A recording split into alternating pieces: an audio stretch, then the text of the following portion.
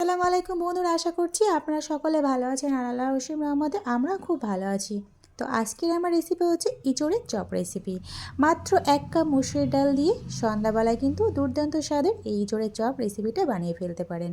যারা কিন্তু ইঁচড় খেতে অনেক বাচ্চারা কিন্তু ইঁচড় খেতে একদমই পছন্দ করে না, এইভাবে যদি আপনারা বাসায় ট্রাই করতে পারেন তাহলে কিন্তু বাচ্চারা এক নিমেষে খেয়ে ফেলবে, বুঝতেই পারবেন না যে এটা ইঁচড়ের চপ। আর এইভাবে বানালে কিন্তু মাংসের স্বাদের থেকে কিন্তু কম নয় বন্ধুরা। তো আশা করছি আজকের এই ইঁচড়ের চপের রেসিপিটা খুবই ভালো লাগবে। আর ভিডিওটা শুরু করার আগে ছোট্ট একটা লাইক দিয়ে শুরু করবেন, আশা করছি স্কিপ করে দেখবেন না। তো এখানে আমি একটা ইঁচড়ের কাঁঠালের অর্ধেকটা নিয়েছি, সেই অর্ধেকটা ছোটো ছোটো আকারে কেটে বেছে নিয়েছি। কেটে বেছে নেওয়ার পরে আগে থেকে আমি 1 কাপ মুসুর ডাল ভিজিয়ে রেখেছিলাম আধা ঘন্টার জন্যে। তারপরেতে মুসুর ডালটাকে আমি খুব ভালোভাবে জল দিয়ে পরিষ্কার করে ধুয়ে নিয়েছি। আর এদিকে আমি প্রেশার কুকারে খুব তাড়াতাড়ি সিদ্ধ করার জন্যে কাঁঠালটাকে আমি এখানে প্রেশার কুকারে দিয়ে দিলাম। আর পরিমাণ মতো জল দিয়ে, স্বাদ মতো লবণ আর একটু 1 চামচের মতো হলুদ গুঁড়া দিয়ে প্রেশার কুকারে দিয়ে আমি সিদ্ধ করে নেব 2 থেকে 3টে সিটি মেরে। তো আমার ভিডিও যে যেখানে পাচ্ছেন দেখছেন, দেশ বা বিদেশে বাইরে, তাদেরকে অসংখ্য অসংখ্য ধন্যবাদ আমার এই আজকে ইঁচড়ের চপ আর কাঁঠালের চপের রেসিপিটা দেখার জন্যে। তো এখানে আমার সিদ্ধ করা হয়ে গেছে। এবারে যে এক্সট্রা জল ছিল সেই জলটা ভালোভাবে ছড়িয়ে নেব। আর এদিকে আমি মসুর ডালটা যে ভিজে রেখেছিলাম সেই ডালটা আমি এদিকে বাটাও হয়ে গেছে। আমি এখানে শিলনোড়াতে বেটে নিয়েছি, আপনারা চাইলে মিক্সার গ্রাইন্ডার জারেতে নিয়ে বেটে নিতে পারেন। তো এখানে দেখতে পাচ্ছেন আমার একদম খুব তাড়াতাড়ি কাঁঠালগুলো সিদ্ধ হয়ে গেছে। এবারে হাত দিয়ে একদম পুরো ভালোভাবে ম্যাশ করে নিচ্ছি। ঠান্ডা হওয়ার জন্য কিছুক্ষণ অপেক্ষা করেছিলাম, তারপরে আমি হাত দিয়ে খুব ভালোভাবে চটকিয়ে নিলাম। এখানে একটা পাত্র নিয়ে নিলাম শুকনো। এখানে তারপরে সেই যে কাঁঠালের ভর্তাটা করে রেখেছিলাম হাত দিয়ে ম্যাশ করে, সেই কাঁঠালগুলো আমি পুরোটা এখানে দিয়ে দিলাম। আর যেটা মুসুর ডালটা যেটা বেটে রেখেছিলাম সেই মুসুর ডালটা এবার আমি দেবো।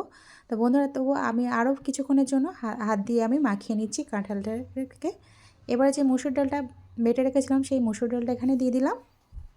তো আমার চ্যানেলে যারা এখনও নতুন, তোমাদের যদি আজকের রেসিপিটা ভালো লেগে থাকে আর আমাকে যদি বন্ধ করতে চাও তাহলে প্লিজ সাবস্ক্রাইব করে পাশে থেকে যেতে পারেন। এবার মুসুর ডালটা দিয়ে খুব ভালোভাবে আমি হাত দিয়ে মাখিয়ে নিচ্ছি, দুটাকে সব খুব ভালোভাবে মিক্সড করে নিলাম। এবার এক এক করে এখানে মশলা অ্যাড করব।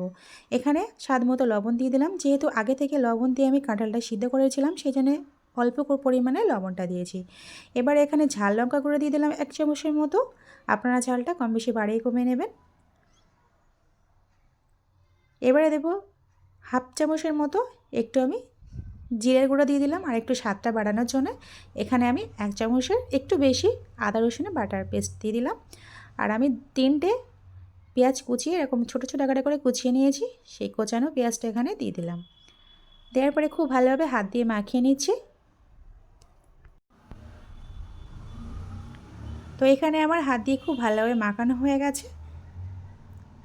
এবার আরেকটু মুচমুচে করার জন্য আমি এখানে বেসন অ্যাড করছি। আপনারা চাইলে এখানে কর্নফ্লাওয়ারও অ্যাড করতে পারেন। তো চালনির সাহায্যে আমি চা ছাঁকনি চালনির সাহায্যে এখানে চেলে নিচ্ছি।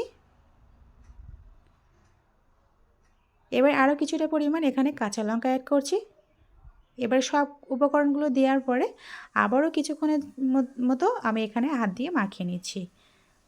তো বন্ধুরা, সত্যি বলছি একদম কিন্তু অসাধারণ লেগেছিলো। এইভাবে কিন্তু বানালে কিন্তু যেসব বাচ্চারা একদম কিন্তু খেতে পছন্দ করে না, এই ইঁচড় কিংবা কাঁঠাল খেতে একদমই পছন্দ করে না অনেক বাচ্চারা, এইভাবে বানিয়ে দিতে পারলে কিন্তু তারা কিন্তু নিমেষে খেয়ে ফেলবে, বুঝতেই পারবে না যে এটা কাঁঠালের চপ খাচ্ছি।